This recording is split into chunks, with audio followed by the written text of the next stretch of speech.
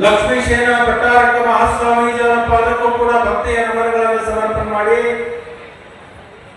ಭಟ್ಟಾಕಲಂಕ ಮಹಾಸ್ವಾಮೀಜಿಯವರ ಪಾದಕ್ಕೂ ಕೂಡ ಹಣೆ ಮಾಡಿದು ಲಕ್ಷ್ಮೀಶೇನ ಮಹಾರಾಜರ ಪಾದಕ್ಕೂ ಕೂಡ ಭಕ್ತಿಯ ನಮನಗಳನ್ನು ಸಮರ್ಪಣೆ ಮಾಡಿ ಧರ್ಮಶೇನ ಭಟ್ಟಾರಕ ಸ್ವಾಮೀಜಿ ಊರಿನ ಪರಮ ಪೂಜ್ಯರಿಗೂ ಕೂಡ ನತಮಸ್ತಕನಾಗಿ ಕಾರ್ಯಕ್ರಮದ ಉದ್ಘಾಟಕರು ಆತ್ಮೀಯರು ಆಗಿರ್ತಕ್ಕಂಥ ಸತೀಶ್ ಜಾರಕಿಹೊಳಿ ಅವರೇ,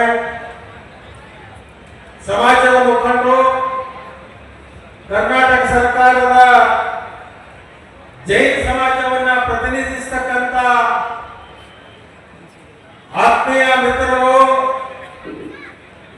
ಸಚಿವರು ಆಗಿರ್ತಕ್ಕಂಥ ಟಿ ಸುಧಾಕರ್ ಅವರೇ, ಸಕ್ಕರೆ ಸಚಿವರು, ಆತ್ಮೀಯ ಗೆಳೆಯರು, ಸಹಕಾರಿಗಳಾಗಿರ್ತಕ್ಕಂಥ ಶಿವಾನಂದ ಪಾಟೀಲ್, ಮಾಜಿ ಮಂತ್ರಿಗಳಾಗಿರ್ತಕ್ಕಂಥ SR ಪಾಟೀಲ್, ವೀರ್ ಕುಮಾರ್ ಪಾಟೀಲ್ ಅವರೇ, ಸ್ಥಳೀಯ ಶಾಸಕರು, ಆತ್ಮೀಯರು ಆಗಿರ್ತಕ್ಕಂಥ ಜಗದೀಶ್ ಗೋರ್ಮುಟ್ಟಿ ಅವರೇ, ಸಿದ್ದು ಸೌದಿ ಅವರೇ, ಮಾಜಿ ಶಾಸಕರಾಗಿರ್ತಕ್ಕಂಥ ಮೋಹನ್ ಭಾಯ್ ಶಾ ಅವರೇ, ಇನ್ನೊಬ್ಬ ಸ್ಥಳೀಯ ಮಾಜಿ ಶಾಸಕರು ಮಿತ್ರರು ಆಗಿರ್ತಕ್ಕಂಥ ಆನಂದ ನ್ಯಾಮಗೌಡ ಅವರೇ, ಶ್ರೀಕಾಂತ್ ಕುಲಕರ್ಣಿ ಅವರೇ, ಸಮಾಜದ ಇನ್ನಿಬ್ಬರು ಗಣ್ಯರು, ಶಾಸಕರಾಗಿರ್ತಕ್ಕಂಥ ಅಭಯ್ ಪಾಟೀಲ್, ಮಾಜಿ ಶಾಸಕರಾಗಿರ್ತಕ್ಕಂಥ ಸಂಜಯ್ ಪಾಟೀಲ್ ಅವರಿಗೆ ವೇದಿಕೆ ಮೇಲೆ ಎಲ್ಲ ಆತ್ಮೀಯ ಬಂಧುಗಳೇ, ಶ್ರದ್ಧೆಯ ತಾಯಂದಿರೇ, ಮಾಧ್ಯಮದ ಮಿತ್ರರೇ, ನಿಮ್ಮೆಲ್ಲರಿಗೂ ಜೈ ಜಿನೇಂದ್ರ. ಇವತ್ತು ಪರಮ ಪೂಜ್ಯ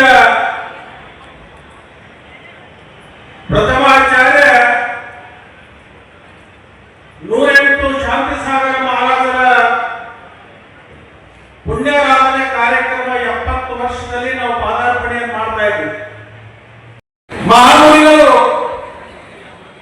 ಯಾವತ್ತು ಧೈರ್ಯ ಧರ್ಮ ನಶಿಸಿ ಹೋಗಲಿಕ್ಕೆ ಪ್ರಾರಂಭ ಆದಂತ ಸಂದರ್ಭದಲ್ಲಿ ಪುನಃ ಸ್ಥಾಪನೆಯನ್ನ ಮಾಡಿ ಮಾನವ ಕುಲದಲ್ಲಿ ಹುಟ್ಟಿರ್ತಕ್ಕಂಥ ಮಾನವರಿಗೆ ಜೈನ ಧರ್ಮದಲ್ಲಿರ್ತಕ್ಕಂಥ ಅಹಿಂಸಾ ಧರ್ಮವನ್ನ ನಾವೆಲ್ಲರೂ ಕೂಡ ಪಾಲಿಸಿಕೊಂಡು ಜೀವನದಲ್ಲಿ ಪುಣ್ಯವನ್ನೇ ಸಂಪಾದನೆ ಮಾಡಬೇಕು ಅಂತಕ್ಕಂಥ ಒಂದು ಸಂದೇಶವನ್ನ ಕೊಟ್ಟಿರ್ತಕ್ಕಂಥ ಶ್ರೇಷ್ಠ ಸಂತರಲ್ಲಿ ಪರಮ ಪೂಜ್ಯ ಶಾಂತಿ ಸಾಗರ ಮಹಾಮುನಿಗಳು ಅಂತ ಹೇಳಿದ್ರೆ ಬಹುಶಃ ತಪ್ಪಾಗಲಿಕ್ಕಿಲ್ಲ. ಶಾಂತ ಸ್ವಭಾವವನ್ನು ಇಟ್ಟುಕೊಂಡು ಅಹಿಂಸಾ ಧರ್ಮವನ್ನ ಪ್ರತಿಪಾದನೆ ಮಾಡುವುದರ ಜೊತೆಗೆ ಅವರ ಜೀವನದುದ್ದಕ್ಕೂ ಕೂಡ ಶರೀರ ದಂಡನೆಯನ್ನ ಮಾಡಿರ್ತಕ್ಕಂಥ ಮಹಾಮುನಿಗಳು ಯಾರಾದ್ರೂ ಇದ್ರೆ ಅದು ಶಾಂತಿ ಸಾಗರ ಮಹಾರಾಜರು ಅಂತ ಹೇಳಿ ಈ ಸಂದರ್ಭದಲ್ಲಿ ನಾವೆಲ್ಲರೂ ಹೆಮ್ಮೆ ಪಟ್ಕೊಂಡು ಹೇಳಬೇಕಾಗುತ್ತೆ.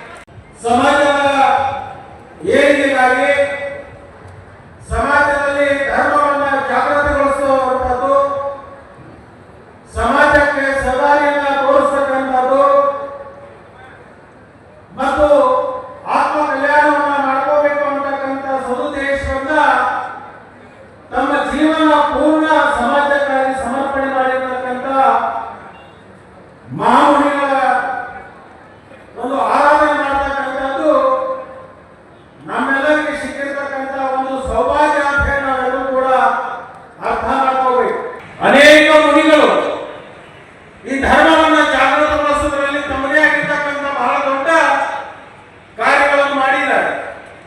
ಇಲ್ಲಿ ಅನೇಕ ಮಹಾಮುನಿಗಳು ಕೂಡ ಇವತ್ತು ಬಂದಿದ್ದಾರೆ.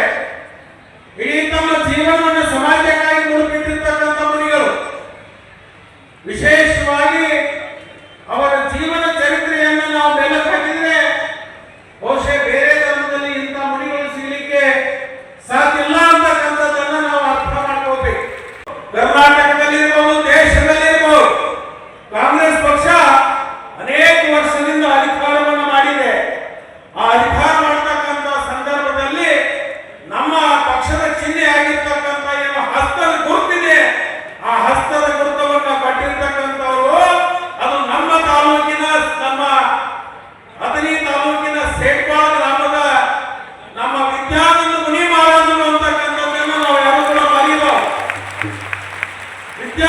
ಮುನಿ ಮಹಾರಾಜರು ಅವತ್ತಿನ ದಿವಸ ಇಂದಿರಾ ಗಾಂಧಿ ಅವರು ಕಷ್ಟಕಾಲದಲ್ಲಿದ್ದಂತ ಸಂದರ್ಭದಲ್ಲಿ ಮುನಿ ಮಹಾರಾಜರ ಹತ್ರ ಹೋಗಿ ಒಂದು ಮಾತನ್ನ ಕೇಳ್ತಾ ಇದ್ದಾರೆ.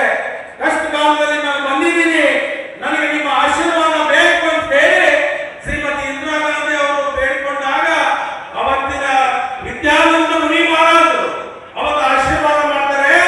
ನೀನಿರ್ತಕ್ಕಂಥ ಆತ್ಮಕರು ಚಿನ್ನನ್ನ ಬಲಿ ಮತ್ತು ನಿನಗೆ ಹೊಸದಾಗಿ ಒಂದು ಚಿನ್ನವನ್ನು ಕೊಡ್ತೀನಿ, ಆ ಚಿನ್ನವನ್ನು ಪಡ್ಕೊಂಡು ಮತ್ತೆ ನೀನು ರಾಜ್ಯಭಾರ ಮಾಡುವಂತ ಹೇಳಿ ಒಂದು ಆದೇಶ ಮಾಡ್ತಾರೆ. ಅವಾಗ ಮುನಿ ಮಹಾರಾಜರು ಏನು ನಮ್ಮ ಸೇಡ್ಬಾಳದಲ್ಲಿ ಜನಿಸಿರ್ತಕ್ಕಂಥ ಪುಣ್ಯ ಭೂಮಿಯಲ್ಲಿ ಬಂದಿರತಕ್ಕಂಥ ವಿದ್ಯಾನಂದ ಮುನಿ ಮಹಾರಾಜರು ಹಸ್ತದ ಗುರುತವನ್ನ ಕೊಟ್ಟು ಅವತ್ತು ಇಂದಿರಾ ಗಾಂಧಿಗೆ ಆಶೀರ್ವಾದ ಮಾಡಿರ್ತಕ್ಕಂಥ ಸಮಾಜ ಅದು ಜೈನ್ ಸಮಾಜ ಅಂತಕ್ಕಂಥದ್ದು ನಾವ್ಯಾರು ಮಾಡಿಲ್ಲ. ಅಹಿಂಸಾ ಧರ್ಮವನ್ನ ಪಾಲನೆ ಮಾಡಬೇಕು ಅಂತಕ್ಕಂಥ ಪ್ರತಿನಿತ್ಯ ಬೋಧನೆಯನ್ನು ಮಾಡ್ತಕ್ಕಂಥ ಕಾರ್ಯಗಳನ್ನು ಮಾಡ್ಕೊಂಡು ಬಂದಿದ್ದಾರೆ. ವಿಶೇಷವಾಗಿ ನಾವೆಲ್ಲರೂ ಒಂದು ಅರ್ಥ ಮಾಡ್ಕೋಬೇಕು. 84 ಲಕ್ಷ ಜೀವರಾಶಿಗಳನ್ನು ಸುತ್ತಿ ಮಾನವ ಜನ್ಮಕ್ಕೆ ನಾವು ಬಂದಿರ್ತೀವಿ. ಆ ಭಗವಂತ ನಮಗೊಂದು ಅವಕಾಶವನ್ನು ಕೊಟ್ಟಿರ್ತಾನೆ. 84 ಲಕ್ಷ ಜೀವರಾಶಿ ಸುತ್ತಿ ಮಾನವ ಜನ್ಮಕ್ಕೆ ಬಂದ ಮೇಲೆ ಇನ್ನು ಆತ್ಮ ಕಲ್ಯಾಣವನ್ನು ಮಾಡುವ ಅಂತ ಹೇಳಿ ನಮಗೊಂದು ಅವಕಾಶ ಕೊಟ್ಟಿರ್ತಾರೆ. ಆ ಅವಕಾಶವನ್ನ ಹೇಗೆ ಬಳಸ್ಕೋಬೇಕು, ನಮ್ಮ ಆತ್ಮ ಕಲ್ಯಾಣ ಹೇಗೆ ಆಗಲಿಕ್ಕೆ ಸಾಧ್ಯ ಅಂತಕ್ಕಂಥದ್ದನ್ನ ಯಾರಾದ್ರೂ ನಮಗ ತಿಳುವಳಿಕೆ ಮಾಡಿಕೊಡ್ತಕ್ಕಂಥ ಮುನಿಗಳಿದ್ರೆ ಅದು ಜೈನ ಮುನಿಗಳು ಅಂತ ಹೇಳಿ ಈ ಸಂದರ್ಭದಲ್ಲಿ ನಾವೆಲ್ಲರೂ ಕೂಡ ಹೇಳಬೇಕಾಗುತ್ತೆ. ಇವತ್ತು ಇನ್ನು ಅನೇಕ ಮಹನೀಯರು ಮಾತಾಡ